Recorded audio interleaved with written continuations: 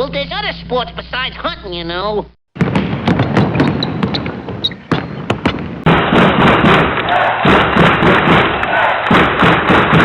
LeBron James. How's it going, everybody? This is Dailies to Downloads. My name is Chad. This is Eric. This is our show about movies and movie-related topics. Oftentimes, we'll just cover a random subject, but every now and then we will also do movie reviews, and that is the case today. And you know what, Eric? I really didn't have a good day. And I really didn't have a good day because I watched this movie. I'm telling you, it was... I watched it on Sunday, and it's still days later affecting every successive day of my life. Yeah. So I'm still having bad days, even though I haven't watched it in a few days. So that's, you know, that it's bad. So what movie are we talking about? We are talking about Space Jam: A New Legacy. So this movie is a standalone sequel to the movie from 1996. I guess standalone sequel, like I guessed. Yeah, well, okay, so it is. So even that sounds ridiculous. I'm drawing off of Wikipedia. Yeah. But so a standalone sequel basically is a sequel where you don't have to have knowledge of the film or films that came before it. An example would be Pirates of the Caribbean on Stranger Tides, and this one certainly applies to that term. Not that anybody will be analyzing it to that effect, but it sounded good for my intro. So, so this movie was released. Actually, it premiered in Los Angeles on July 12th and was released in the United States and on HBO Max on July 16th. It has grossed so far $53 million worldwide. It is directed by Malcolm D. Lee.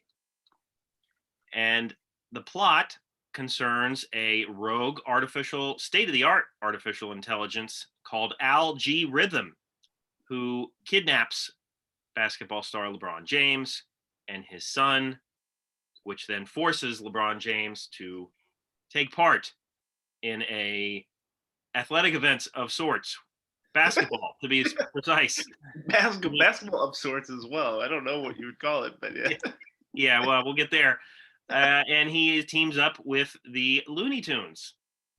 So, before we get to the movie, let's talk about the background here, because there is a lengthy history with the background to this movie. So, Space Jam having a sequel, that talk began after the first film. So we're going back to 96, keep in mind.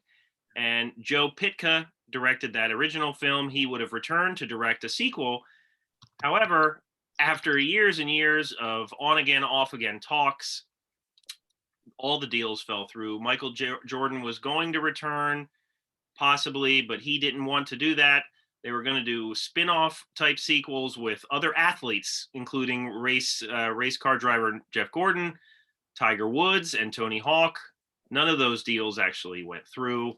So after years and years of this kind of being in developmental hell, so to speak, it ended up having LeBron James and his studio attached to it.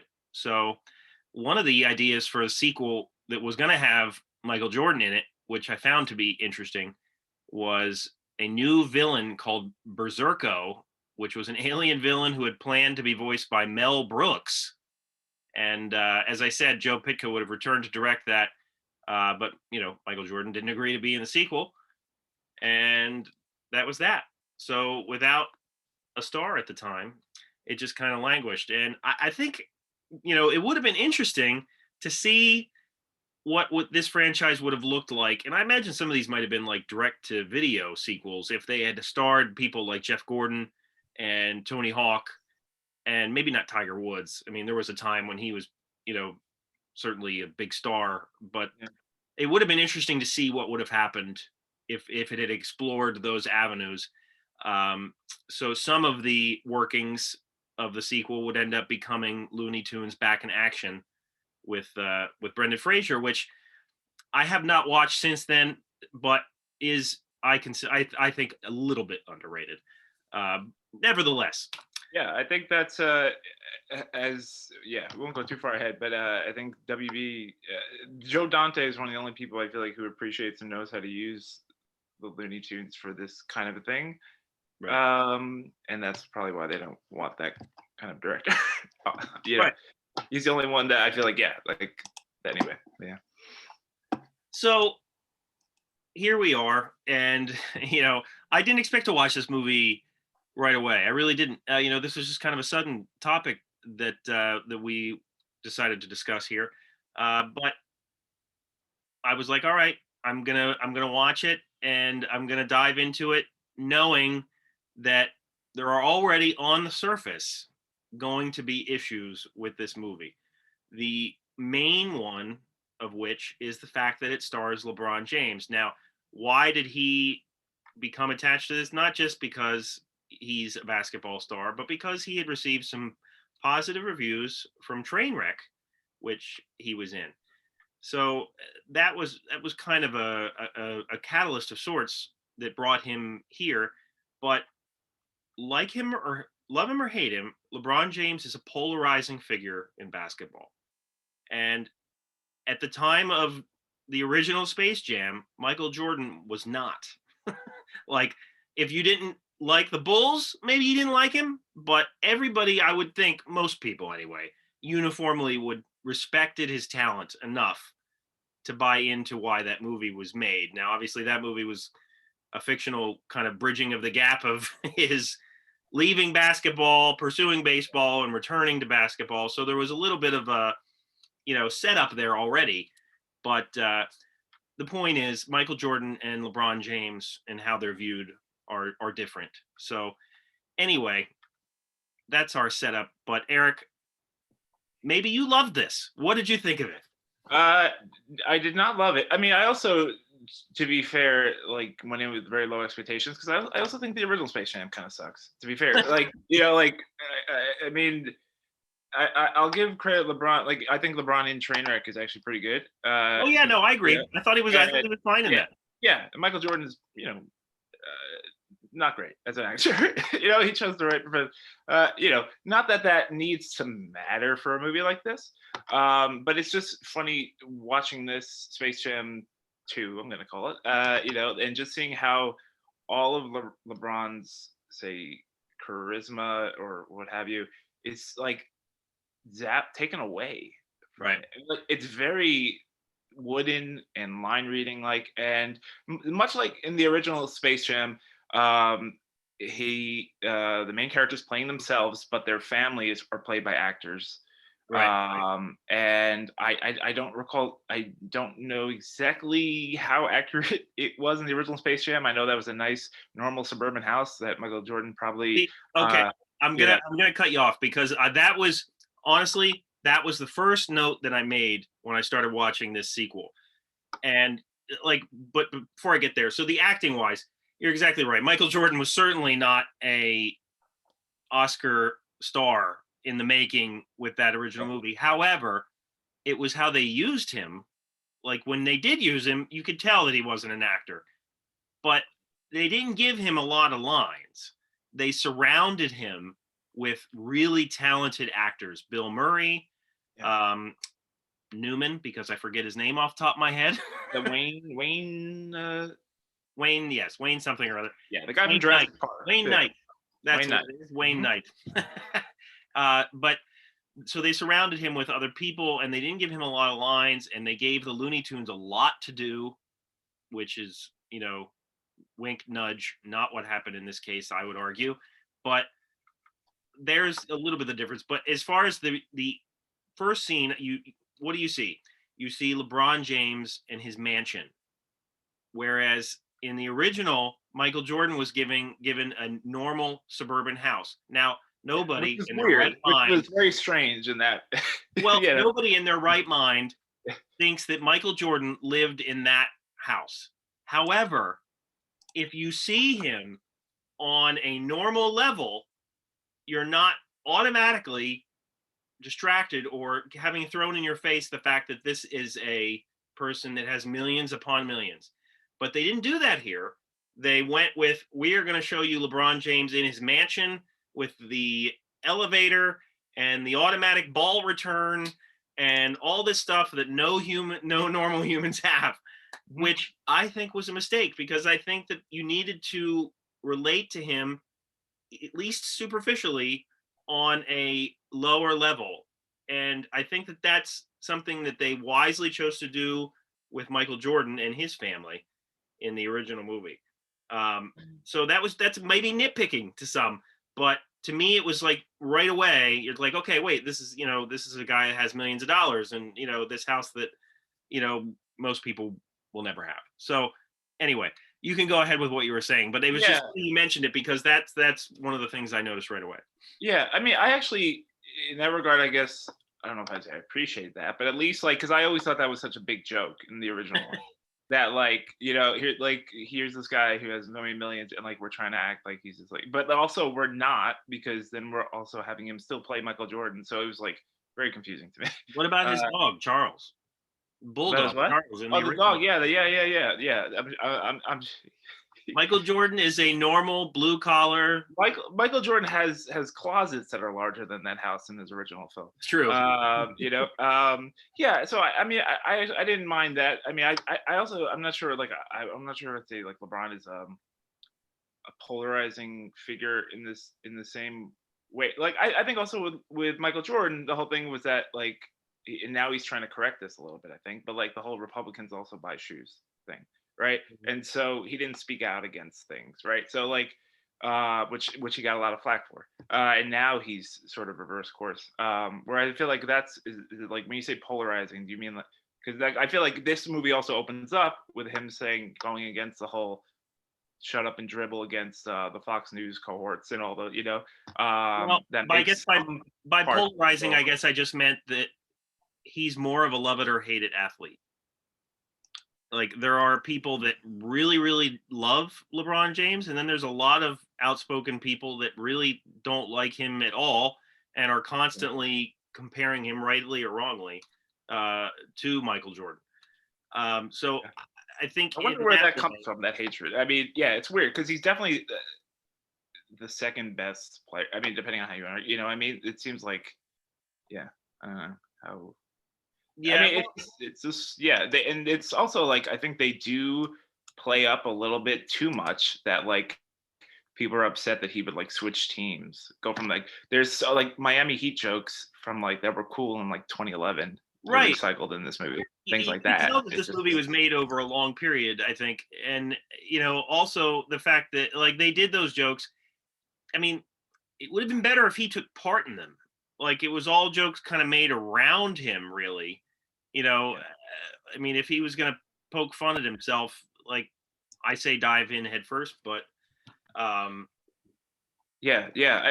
think also when you mentioned like the production, like history stuff, like originally this was announced that was going to be directed by Terrence Nance, filmmaker who has made one other film and called Oversimplification of Her Beauty, and then he made a HBO series recently called Random Acts of Flyness, and he was announced, he was hired, it was going to be him directing and writing, and Ryan Coogler was going to be producing, yada yada yada.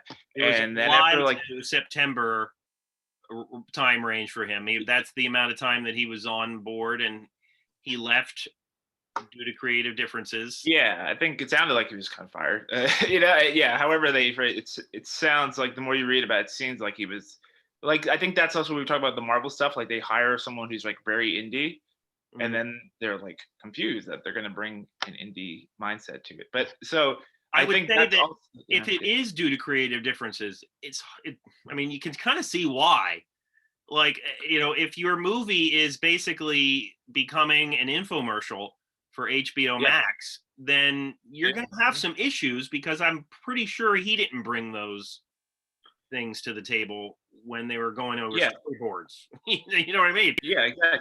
Yeah, and like they still like there's like 6 or 7 writers credited, and I think he's still like one of them. I guess they have to kind of give him props for that. But but Malcolm D. Lee is actually Spike's cousin, and he's made some more cookie cutter kind of movies. But and also, to be fair, the original Space Jam is directed by a Nike guy. Joe Pica, made 2 movies in his life. The second one was Space. He's still like 84, 85 years old, but he's directed he's known for directing the most Super Bowl commercials ever. So it's not like it wasn't like for hire hero worship, for these kind of movies. But yeah, my biggest issue, just like getting into the main crux of the movie, is like you just mentioned, the whole HBO Max Warner thing, which I know we've talked a lot about, like our personal distaste for extended universes and that term in general. And man, does it go as far off the deep end as they could possibly go in this movie. And it doesn't even, I don't know who thought that was. It doesn't make sense. It doesn't make sense, and it wasn't a good idea because, what I was getting to with the whole mansion versus suburban house thing. When I watched this first movie, I was a kid. Now I was a teenager, but I was still a kid, so I wasn't really, I wasn't a movie critic at that point. And this movie should be directed mainly towards kids. Certainly, the plot is a kid level plot. I mean, it's like straight out of a 21-minute sitcom, for goodness sakes. So, but when you have like Pennywise the clown, and from what I didn't see them, but from what I read, the Droogs from A Clockwork Orange. Yeah, that's what the kids love. Kids love that stuff. Right. Yeah. Like in a Matrix world. Now, I started to watch this with my kids. That we were like 17 minutes in, and then I had to finish it basically by myself because, kids need to get to bed. But when I kept watching it, I was like, there's a Matrix world and there's Game of Thrones. I was like, they're not going to understand any of this. Like, they're not going to pick up on any of that stuff. Were there other worlds and planets in the original one? Yes, but they were created within the context of the movie. So it made sense and you were able to follow it. So it gave me a very much of a Ready Player One vibe, which, that movie was part of the, appeal of it was some of those cameos and the fact that this was like a simulated universe or what have you. But in this one, it felt very, I'm going to echo what a lot of critics have said, manufactured. It felt very ham-fisted and just, I liked what one person said, very masturbatory. Which is all true. So. Yeah, like it just, and this is something that I think I would like about Warner Brothers is that they don't necessarily have extended universes, whatever the hell you want to call it, outside of like the whole DC thing, I guess. But like, yeah, like you said, by the time they're going to Game of Thrones world, the Matrix world, and et cetera, it's like, well, this is like all just about existing IP, intellectual property. So and who is that for, and what is the ultimate? Yeah, it just feels like a commercial for other things that are streaming on there. It's distracting. Very distracting. And also you get the sense too, like those actors, because they're mostly actors cosplaying, I guess you would say, in the background watching the game. Like if you watch the Pennywise guy, it's obvious they probably shot him for like 5 seconds and they're just reusing that footage. Right. Just doing the same movement. So that's also distracting and weird. And yeah, your eyes are just kind of trying to pick out who you can identify and like, oh, where's Waldo sort of thing. Right. Because this also against this movie, it's like 115 minutes. Like it is very long. And so you have a lot of time, and the official game part of the movie starts like an hour in. It goes on and on and on and on and on. And I'm not saying like with any sports movie, I feel like giving the sequences that comes with the climactic game is always really hard to pull off because it can never really mirror the actual watching of a game, Right. But here, whatever, it's goofy, whatever, like the original was. But I don't even know. The whole concept with this one is that the son, which is true in real life as well, LeBron's son is like wants to get into video game design and stuff. And so anyway, that's just an excuse for them to say, oh, we can add 1,000 points for this basket because of that style points. And I'm like, okay, so what am I following? Like, I don't understand. Like, we know Exactly. the guys are going to win eventually, but like, why are we making this so much more painful to get to the, end that, it goes on and on and on. And it ends with like almost you think Bugs sacrificing himself with a step back jumper, to get out of the WB servers. Like, sure, like, okay, like, it almost requires it to be more over the top in self parody. Yeah. That like this does really hang on to the. It's the second summer movie like in a row featuring a character named Dom, and it's all about family. Right.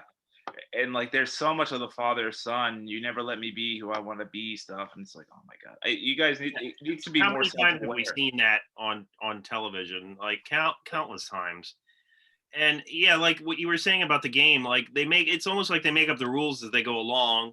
And being that this is a game that we've just been introduced to, the video game that is, we're not invested in it. We don't care. And so when the basketball game is going on, which it's really hard to follow, and it just kind of is, it makes you dizzy because you're trying to follow it, but you're also paying attention to the people in the background. And oh wait, Porky Pig just got 500 points for doing a rap battle, and it's like, what is going on? Like, what is happening? And like, why am I supposed to care about Yeah. any of this? I mean, like you were saying, it starts as this, kind of really kind of lame plot line between the father and son, and it kind of turns into a computers taking over the world thing there at the end, which is kind of an odd transition to go to. I mean, obviously he's the villain from the start, but it's just odd.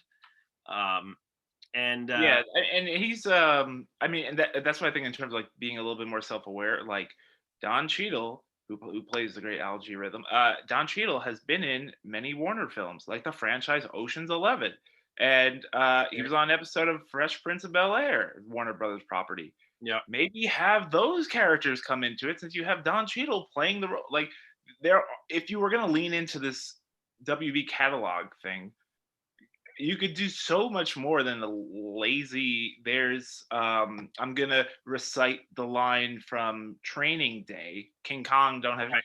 because King Kong is there in the crowd. Isn't that so funny? It's like, it's like it feels like dinner theater kind of humor. Like, Exactly. Like you were saying, the line from Training Day. What kid who's is that gonna for? Yeah. understand that?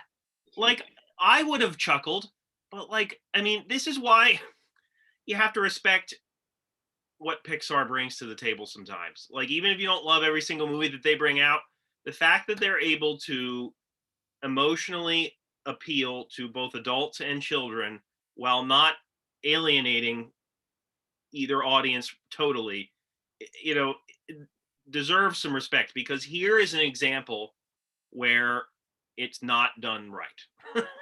Yeah. I mean, it's just, you have Don Cheadle swearing at one point, and I mean, he's bleeped out there at the end. But I mean, it's still like, this is like, I kept asking myself, I was like, this is supposed to be for kids, like, and like Yeah. he's like, lashing out profanities at the players. Yeah, and it didn't like on a very basic level, not to like attack the plot too much on like, but like at least with the original Space Jam, the Looney Tunes challenge the Monstars, who are these little creatures, to a basketball game because they're about a foot tall. Right. But what they don't realize is that the monsters are going to suck the powers out of real players, right? And now they're screwed because they've already agreed to the challenge. Right. In this one, Don Cheadle just says, "You're going to have to play a basketball, King James." I'm like, why would you challenge a superstar basketball player to a basketball game to get his son back? That sounds kind of stupid. It like even on a basic It level. is tougher to buy into what's going on, and the players that they use, no disrespect, in this one are not nearly the household names or the known names, if you want to go down a couple levels, that the players in the original were. Now, I realize not everybody remembers Sean Bradley, but like, the point is, they were using Larry Bird and Charles Barkley and Patrick Ewing and Muggsy Bogues, and like, Well, Muggsy, yeah, he's on the borderline too. good luck getting people to know who Muggsy Bogues is today, Yeah. or Patrick Ewing. Enough people, like as much as I hope. It just, like it. I feel like this time it's like a blink and you miss it. Like, oh wait, who are these people again? Like, Well, oh, I it think, doesn't matter. yeah, and I think that was also a bad choice to like have them be the villains, but like at least in the original, there's a whole sequence at Madison Square Garden where they get their powers zapped. So you get Right. these stiff NBA players get to like act it up like they've been zapped of all their powers, and it's dopey Right. and kind of funny. Right. In this one, um, again, like this director does not cover up for their woodenness as actors, and then before you know it, it's all CGI fest. They're Too much so. Anthony Davis is a bird or something. Yeah. Diana Taurasi, I think, calls herself like the white mamba, like Kobe, so she becomes a snake. And it's like it's nothing. I feel like that's some. Imagine you're cast as a basketball player in Space Jam. That's so cool. And then you don't like, what I mean? It's all just here's Klay Thompson, who's a splash brother because he shoots the threes like Splash. So he's water, and so he's gonna get absorbed by a mop Looney Tune character. And it's like, what the fuck are we doing? Like, it's a discredit to them as well. To even be, I hadn't really given thought to the whole white mamba thing, but in Nor did I like, until in after. retrospect, like if you're signing on, it's like, okay, and this is what you're gonna be. Yeah. Like, wouldn't that be Exactly. your You have 2 seconds with the actual actor, but after that, it's just all green screen. We're gonna put you in a suit, and Anthony Davis, we're gonna make fun of your unibrow, but you're gonna be a bird, and whatever. You're gonna get hit by a train on the court. Don't ask. It just makes sense. It's worth noting at one point early on, Kobe Bryant was attached to this movie, and I guess had given thought to directing it at one point, but it didn't. That didn't happen. But that would have been interesting. In terms of the acting, obviously we talked about LeBron James is not an actor. You can see it. So I'm not going to harp on that too much because, as I said, Michael Jordan wasn't a great actor either. I would just say that I think that they were used a little bit differently. I will say, if I'm giving credit to anyone, I will say Don Cheadle. Like, you can't say that he phones it in here. Like, I mean, he definitely tries to make this as a fun of a performance as he can in his way. So it is what it is for him. Everybody else is just kind of meh. But what do you think of he was probably told that he could kind of act it up. Yeah. No big is too big for this kind of thing. And he's doing it all through green screens. So I mean, it's you were saying about the CGI. I think that, like, they went really overboard. They used George Lucas's special effects company for this, and like, granted, it's pretty to look at, I guess, but I've said for years that, like, just having really good CGI on a technical level does not mean that it needs to be there. And I mean, this one, they have the video game effects, and they have 2D, and they go, I mean, LeBron James, he goes live action, then to 2D, then back to live action. I was very confused. I was like, why are we putting him in 2D when we're just going to put him back into live action? Whereas Michael Jordan, when he was in it, was just himself the entire time. Like, it was just very bizarre. And then, they give all the characters an upgrade so that they become kind of 3D CGI type characters. Why? Well, because this is 2021, I guess. I don't know. Like, it didn't really make any sense. We're getting new jerseys, okay. Yeah, that was all very weird. And like, I guess even to like when we think of the who's it for thing, like I was even thinking back to when I saw Space Jam I saw it in theaters, I think, as a kid as well. And like, even then, especially more so now, but I don't know, you tell you I don't have children, but like, do kids care about the Looney Tunes? Like, I know I'm harping on like even when I saw the original Space Jam, Looney Tunes felt like a very old parents' generation sort of thing. So even seeing it today, and that's, I'm assuming, why they're incorporating these other properties into the movie. Well, you and I are obviously from different generations. So, I mean, not two different generations. Like, not, I grew up with Looney Tunes, whereas you might not have grown up with them as nearly as much on TV as what I did. Like they were on TV all the time when I was younger.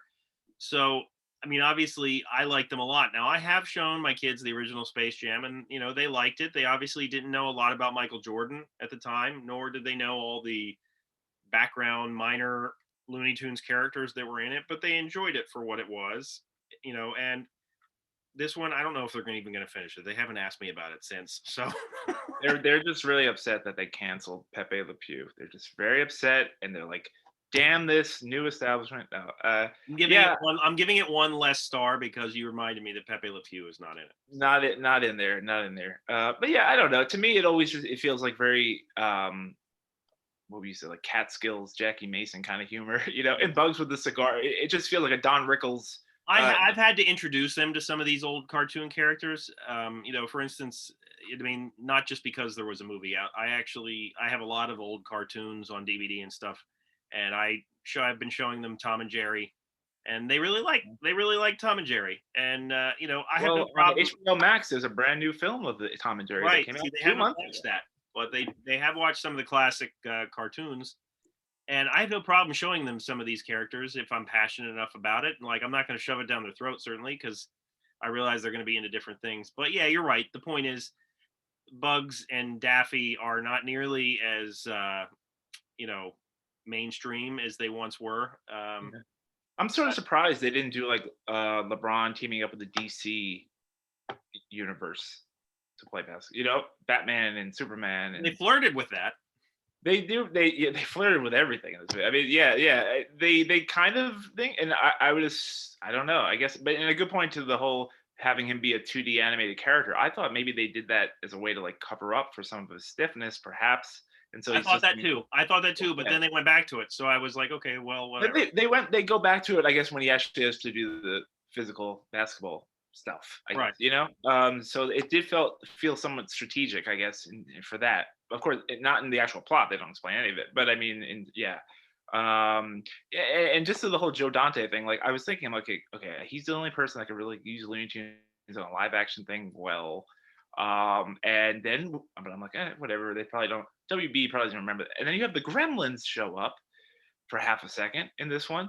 And I'm like, okay, they acknowledge Joe Dante exists, but they probably don't want to acknowledge the Twilight Zone movie that they put out now. Will not acknowledge, but that's neither here nor there. If they would show up into the Space Jam arena, that would have been strange. But it definitely feels like they could go for something even weirder. And the fact that they have the Danny DeVito version of Penguin, that was so bizarre to me.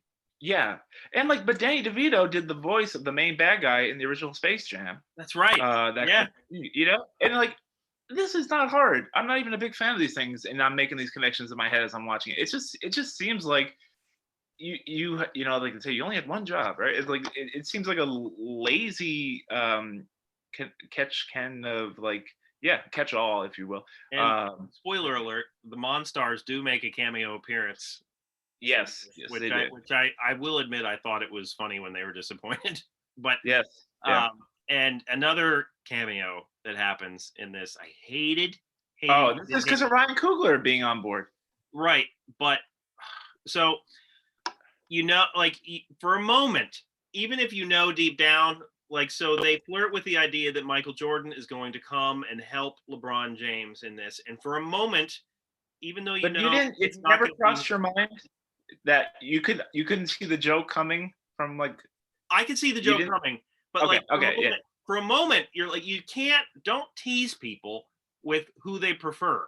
Like, if you don't remind them that this other movie exists. If you're going to make standalone sequel, Eric's favorite term, then well, it doesn't Bugs say, "Oh, this seems you want us to play a basketball game for blah, blah, blah. This seems awfully familiar." Doesn't Bugs have a throwaway? Yeah, he says that a couple times.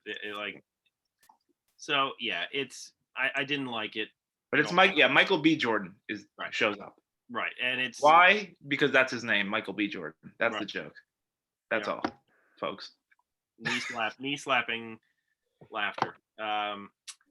So, all in all, I think that this is probably not going to help LeBron James in his career as an actor, if indeed he decides to pursue new new movies, but I heard that there's already talks of a third one. I don't know if he's going to be in it or not, but I guess every generation needs its Space Jam. That's going to be going forward. Every 25 years, maybe we'll get a new one with a new superstar. And I don't know. I mean, I'm glad we have things like Uncut Gems and things like that, which is, if there's you a want an thing. actual, just like if you want a basketball, something that's actually about basketball, like this, like we said, this Yeah. movie's not for basketball fans. This movie's not for kids. This movie's No. not really for adults.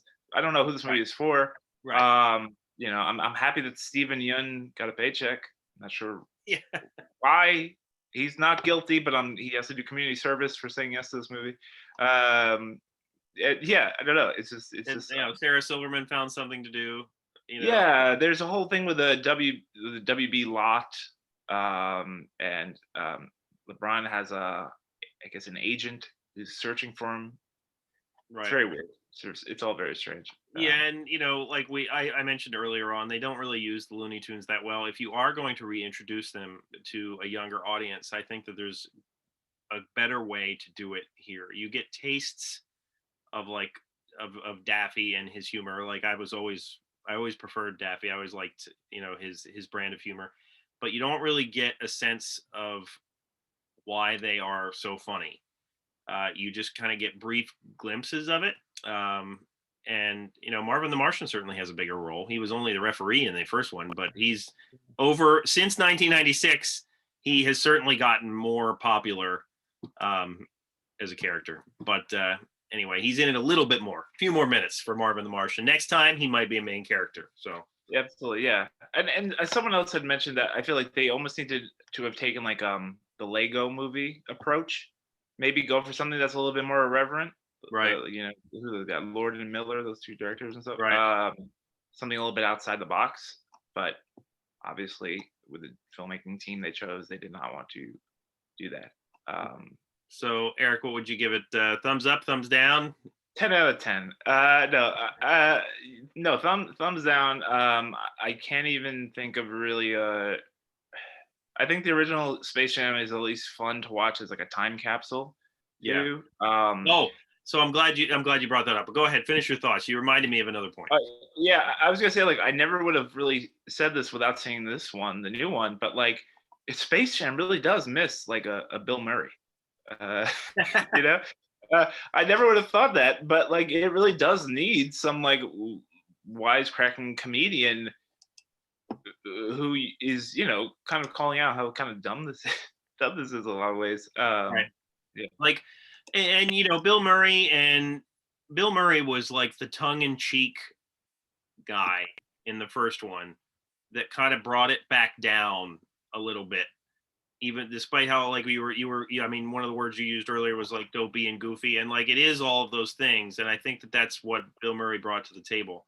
Another thing that we haven't talked about, and you just reminded me of it, is the music.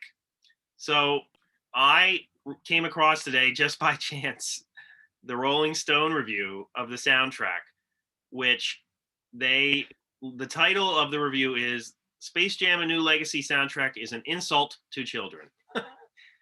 And they gave it 1.5 out of 5 stars, which for them is very, very low. And now I haven't listened to the soundtrack. I know some of the music from the movie, obviously, but the point is they were saying in the review that some of the songs in the original soundtrack added to the mystique of Michael Jordan in a positive way. Certainly R. Kelly and, the Fly Like Eagle song of Steve Miller Band.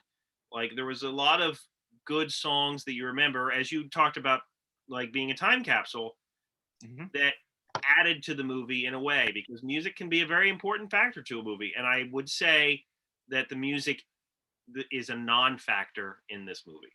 Like, yeah, I can't comment on each and every song, but I can say the music is not really anything that you think about while you're watching this. Yeah, I wouldn't know of any of the original music that was made for the movie. The only thing I could think of that music that stood out to me is that it opens with like "Ghetto Superstar," song from the '90s. I remember that. From the Jordan era, because the first scene, it looks like it's shot on film, but it's not. With his mom, where they're kind of establishing I guess that's like the only part of like the real life LeBron being raised by his mom, not knowing his father, and that brings into the whole father-son dynamic that he experiences later on in life. Which is interesting that they just acknowledge that, I guess. Obviously you were not going to bring up in the original Space Jam that MJ's dad had been murdered in 93, I think 1993 or 1992. Obviously you're not going to bring that up in the kids movie. But they did include that real life thing. But yeah, Ghetto Superstar was the only song I realized, and that was from like 1998. 1997. Yes. So I have no idea what the original was. It the Notorious P.I.G. Was that song on the soundtrack? Because I won't be buying it. That's what they refer to Porky Pig as. And I guess that particular scene got a lot of really strong criticism on social media and things like that. Amen. Keep going, guys. Keep going. We need to destroy that. It was just stupid. Yeah. So this movie certainly deserves a thumbs down. I would say that they need to retire this franchise at this point. I really hope that doesn't come like the Saw series and we get like a new one each year. With different sports and things like that. That would. I feel like watching a new Space Jam every year would be like a Saw trap. I feel like that's true. That would be. But you have 2 hours to complete your mission. Like, no, I don't want to do 2 hours. Oh God, like I don't want to do this. Just let the Saw cut me in half. Yeah. I choose death. Please. All right. Well, let us know what you thought of Space Jam: A New Legacy. If you really liked it, please let us know. No, don't let us know if you really liked it. We don't want to hear that. Yeah, you know what? If you really liked it, just keep those thoughts to yourself. I wouldn't really tell anybody. That's. And if you're excited by the scene, The Matrix World, well, coming this December to HBO Max in theaters, The Matrix 4. So make sure to renew your monthly subscription to the HBO Turner verse, whatever the hell it's called. They all but told people to do that. I mean, we couldn't have gotten AEW Dynamite into the WB verse. Sad. Yeah. Well, check us out on Apple Podcasts and Spotify if you'd rather listen to us. Give us a 5-star review there. Give us a like on YouTube. Subscribe to our channel. We come at you each and every week when we remember it. And for Eric, my name is Chad, and we will see you next week.